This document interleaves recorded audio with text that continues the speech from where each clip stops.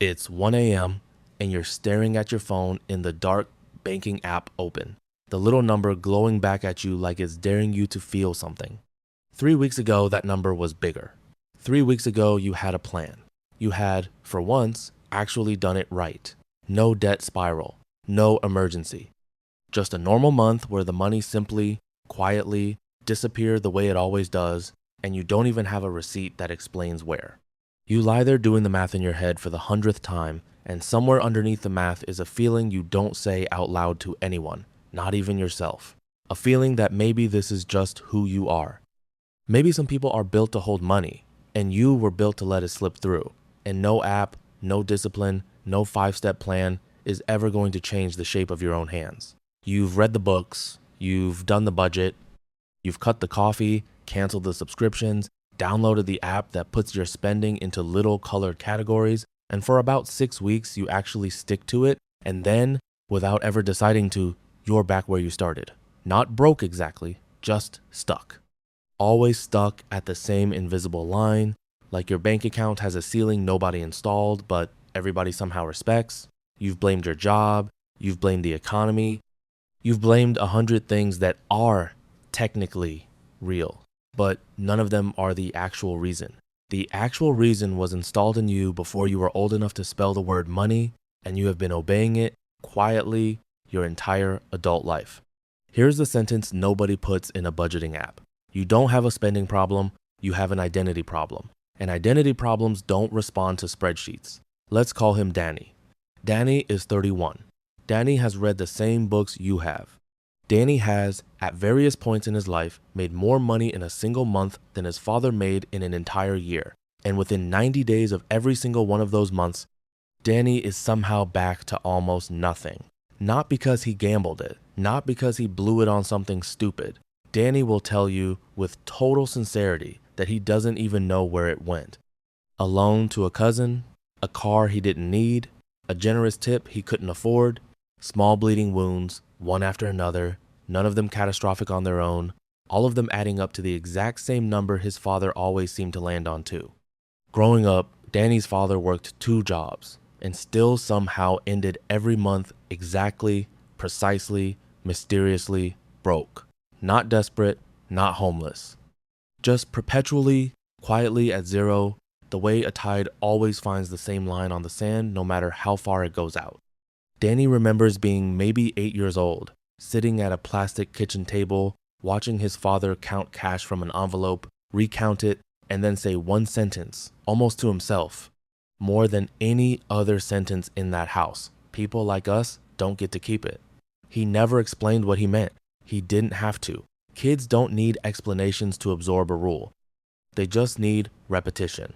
And repetition is the one thing that house never ran short of. The financial psychologist Brad Klontz has spent years researching something he calls money scripts, unconscious beliefs about money that people absorb in childhood, usually before the age of 7, almost always without ever consciously examining them.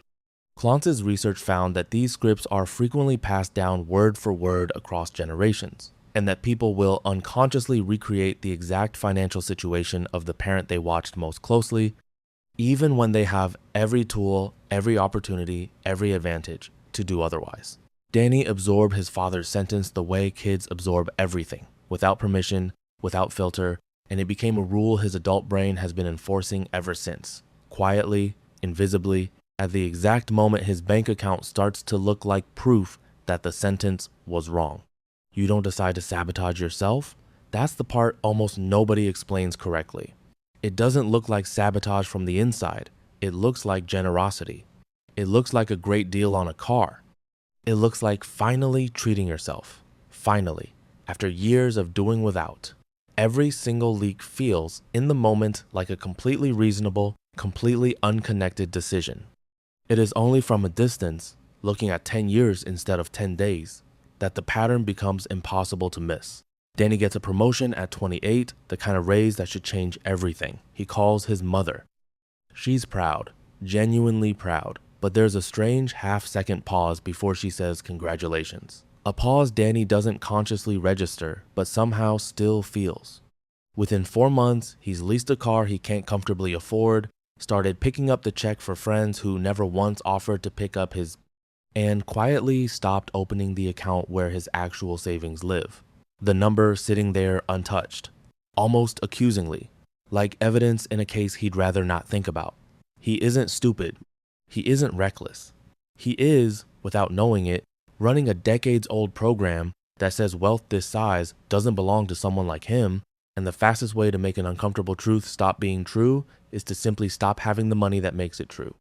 His friend Marcus, who grew up 2 streets over in a house where money was never discussed like a threat, gets a nearly identical raise the same year.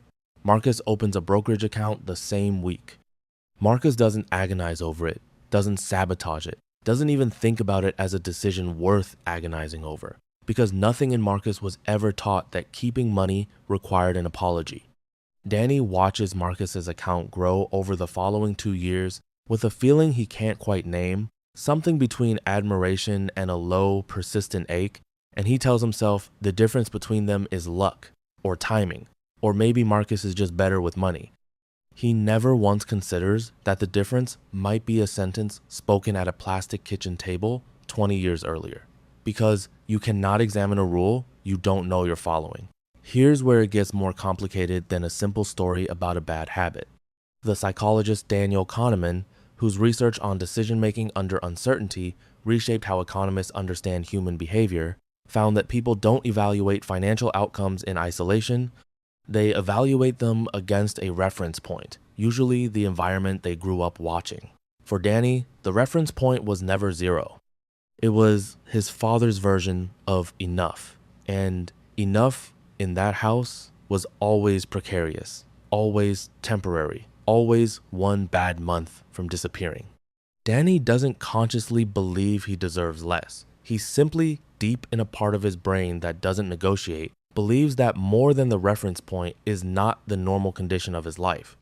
And whenever reality drifts too far above that invisible line, some quiet, automatic mechanism starts finding ways to correct it back down, the way a thermostat corrects a room that's grown too warm for the temperature it was set to hold. The behavioral finance researcher Meir Statman has written extensively about how people treat money not as a neutral number, but as something loaded with identity and meaning, tied to who they believe themselves to be at the deepest level. Money, in this framing, isn't math, it's a mirror. And if the reflection in the mirror ever gets too far ahead of the reflection you were raised to expect, something in you will reach out, almost lovingly, and smash the glass back down to a size you recognize. Danny doesn't find any of this out from a book. He finds it out at 31, sitting across from a financial advisor who asks him a simple question, not about his spending, but about his father. Danny starts to answer casually, the way you'd answer any small talk question, and then stops halfway through the sentence because he hears, out loud, for the first time in his own adult voice, the exact words he's been repeating to himself every time money starts to feel unfamiliar. People like us don't get to keep it. The advisor doesn't say anything for a moment. She just lets the sentence sit there in the room, the way you let something sit when you already know it's the real answer, and the numbers were never going to find it. Danny sits with that sentence for a long time after the meeting ends. He drives home, replaying it. He realizes he has spent 10 years proving his father right, not because he wanted to, not because he was lazy or foolish, but because some part of him needed the math to match the story he was raised inside, the same way a person raised to expect rain will feel, on some strange animal level, more at home in a storm than under a clear sky they were never taught to trust. This is the twist almost nobody expects walking into a video like this one. You assume the real reason you'll never be rich was a lack of discipline, a lack of knowledge, a lack of the right side hustle, the right investment, the right 5-year plan. It's rarely any of those. Discipline is trainable. Knowledge is Googleable. What isn't so easily fixed is a sentence installed in you before you had the vocabulary to argue with it, quietly steering every dollar back toward a number that feels, to some old, unexamined part of you, like home. You don't need a new budget. Budgets assume the problem is math. This was never a math problem. Somewhere, at a dinner table you don't consciously remember, or in a car ride, or in the particular silence your parents kept around bills, a sentence got installed, And every time your bank account tries to drift past it, some part of you, without malice, without even conscious awareness, finds a way to bring the number back down to something familiar. Think about your own version of Danny's kitchen table for a second. Not the exact words, maybe you don't even remember the exact words, but the feeling, the tone. What did money sound like in the house you grew up in? Was it something to be afraid of, something to be ashamed of, something that always, somehow, ran out right when it started to feel like enough? That tone became a room in you. And even now, as an adult with your own income and your own choices, some part of you keeps furnishing that same room over and over because it's the only room you were ever taught how to live in. So here's the actual question, the one no spreadsheet will ever ask you. Not how much did you spend this month? What sentence are you still quietly proving right every single time the number gets close to something your family never let you keep? If that landed somewhere real, you already know which sentence it was the second I said it. Tell me in the comments, one line, the sentence you inherited without asking for it. That's usually the first honest step toward finally breaking it.